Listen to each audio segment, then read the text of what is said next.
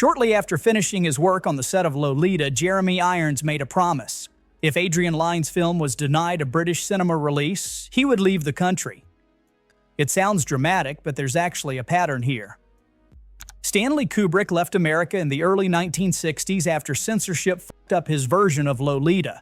He moved his whole operation to Boreham Wood Studios in England, and he never came back. Lived there until he died. Vladimir Nabokov spent years trying to get his novel published, and nobody would touch it.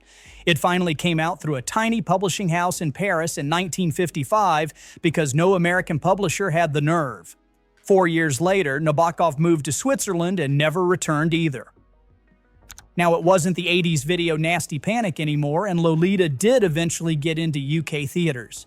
Jeremy Irons didn't have to pack his bags, but the film never found any commercial success. It was buried in the US, and it pretty much ended Lyne's directing career right then and there.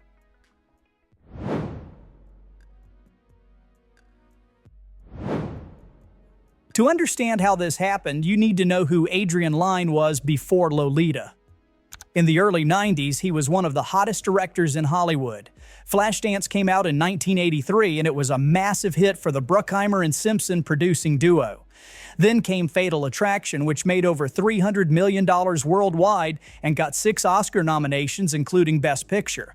Then Indecent Proposal, $266 million on a $38 million budget. Lyne's whole thing was adult-oriented movies about sex and complicated relationships. So when he decided to adapt Lolita, he had the track record to back it up. The project started back in 1990. Carolco Pictures bought the novel rights from Nabokov's estate for $1 million. This is the same studio that made Terminator 2 and Basic Instinct, so they weren't messing around. Lyne was attached to direct, and over the next few years they went through a bunch of screenwriters. James Dearden, who wrote Fatal Attraction, submitted a script that got rejected. Harold Pinter, a famous playwright, got rejected too. The script Lyne finally approved came from Stephen Schiff, a journalist at The New Yorker and Vanity Fair. This was his first screenplay ever. Schiff said later that everyone involved understood this wasn't going to be a Kubrick remake. They wanted to make something faithful to the novel, and they were going to make everything way more explicit. Then Carolco ran into serious money problems. Their production of Cutthroat Island was bleeding cash. That movie would go on to become one of the biggest box office disasters in history and basically kill the studio. To stay afloat, they put 2 of their packaged projects up for sale, Lolita and Showgirls. Both went to the French company Pathé. Cutthroat Island came out, lost over $100 million, and Carolco went bankrupt anyway. So now, Lolita had a new home. Pathé put up the financing with a budget around $40 million, and Jeremy Irons signed on to play the lead. He actually turned the role down at first. He knew playing this character would hurt him. Glenn Close eventually convinced him that working with Lyne was worth the risk. But Irons made sure to negotiate a substantial paycheck up front because, in his own words, he was anticipating a few years of possible unemployment afterward.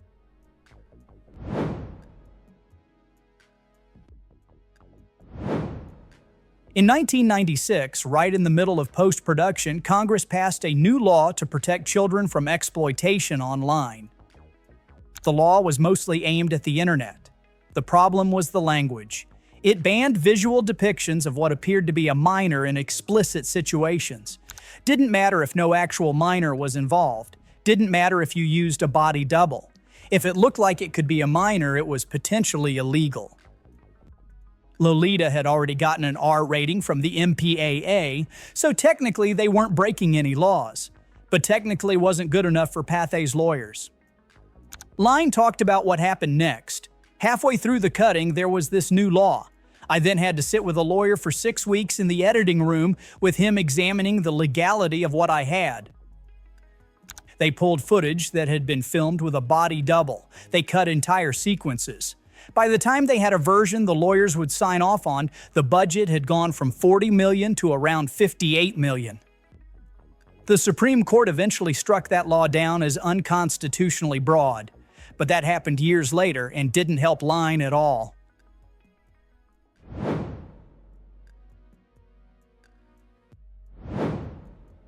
So now Pathé has a $58 million art film about the most radioactive subject matter imaginable, and they needed to sell it to American distributors. They started screening it for studios. The initial reaction was encouraging. Executives watched the film, told Lyne how brilliant it was, said all the right things, and then they stopped returning calls. Nobody wanted to be the person who said yes to this movie. The asking price was $25 million for U.S. rights, plus a commitment to spend $20 million on marketing. Nobody was interested. They dropped it to $10 million. Still no takers. So they released it in Europe first, hoping decent numbers and good reviews would get American distributors interested. The European release didn't go well. Italy was the strongest market at about $1.2 million. The total overseas gross was only $9.4 million across all territories. Back in America, Pathé kept shopping it around. They tried setting up a pay-per-view premiere deal with DirecTV, but DirecTV got nervous about subscriber backlash and walked away. Lyne gave interviews during all this, and he was genuinely confused. What depresses me is that from my peers there hasn't been an outcry. He pointed out that in France, if a director's film was being blackballed like this, there would be public protests and industry solidarity. But in America, nobody said a word. Finally, in May of 1998, Showtime agreed to buy it.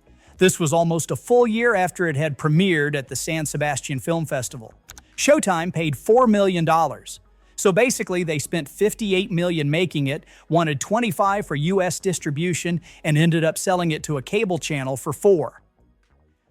There was still one problem. For a film to qualify for the Oscars, it has to play in a theater before it airs on television. So Showtime booked it into one theater in Beverly Hills. 1 week in July 1998, Lyne showed up to introduce the premiere screening. They screened a making-of documentary the following night. The gross from that entire week was $19,492. The film aired on Showtime in August. Then in September, Samuel Goldwyn Company put it into actual theatrical release with $2 million for marketing. It never played on more than 52 screens at once. When the run ended, the total U.S. theatrical gross was just over $1 million on a $58 million film.